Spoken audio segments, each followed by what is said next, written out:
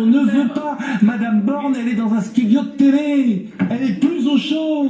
Bien sûr que la ministre de l'Éducation nationale, Madame Borne, va vous dire que tout va bien, on ne lâche rien. Vous voyez la lâcheté, on fait reculer une école, on déplace une école pour un point de deal qui pose problème parce qu'on n'a pas, mais c'est vraiment le symbole de la lâcheté de l'État et de la faiblesse de l'État qui n'est pas capable de démanteler un point de deal et qui te dit « Ah bon, on va déplacer l'école, comme ça on aura la paix. » Bidon, notre main ne tremblera pas, l'école ne reculera pas, etc. L'école Hercule, Madame Borne, allez-y sur place. Mais c'est possible. Lâcheté, compromission.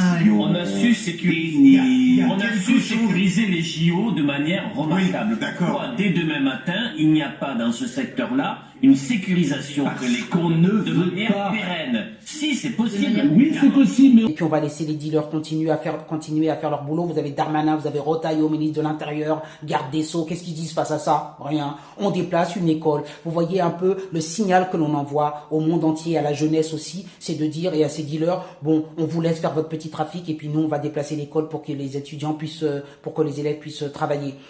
Bon, et puis elle vous dira l'année prochaine, fantastique, tout va bien à l'école, vous savez bien que plus personne ne sait écrire, ne sait lire, compter, tout le monde a son bac.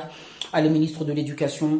Est-ce qu'elle a pris des mesures pour ça? Non. Et elle vous dira à la fin de l'année, bravo, nous avons 95% de réussite. Évidemment, je vais vous dire 95% d'analphabètes, je le vois tous les jours. Madame Borne, elle est dans un studio de télé. Elle est plus au chaud. Si vous me pardonnez, Ce serait une belle démonstration. Elle ne veut pas. c'est le rôle de Bruno Retailleau, Pascal, en l'occurrence. Comment? C'est aussi le rôle de Bruno Retailleau. Là, on parle de sécurité. C'est pas selon Il y a quelque chose de pire que l'impuissance, c'est l'impuissance qui se célèbre. J'en ai marre d'entendre ces ministres qui en permanence donnent des injonctions au futur et qui sont incapables de lutter contre les drames de la France. Ça, c'est et notamment pour les... Mais surtout ces phrases creuses, des phrases bidons. Notre main ne tremblera pas, l'école ne reculera pas, etc. L'école Hercule, Madame Borne, allez-y sur place, allez-y tous les jours. C'est ça votre job. Plutôt que d'essayer plutôt que en permanence de casser tout ce qu'a fait votre prédécesseur. Essayez de Saint-Ouen, le député de Saint-Ouen, c'est Éric Coquerel. Il se trouve que cette semaine, il a voté contre la loi narcotrafic à l'Assemblée nationale. C'est quand même dommage. Quand je recrute des gens, plus personne ne sait faire quoi que ce soit. Et cette personne, elle est là juste pour pouvoir occuper une place. Elle s'en fout complètement de la jeunesse, de l'éducation nationale, de l'avenir de la France, du fait que plus personne ne sait rien.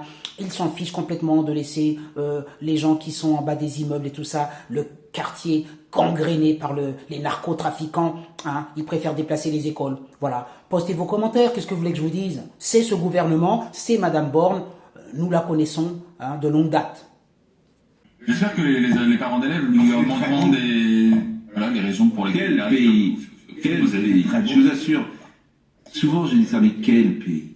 Quel pays? Alors évidemment, nous, ça nous percute parce que c'est notre génération, on a connu une autre France.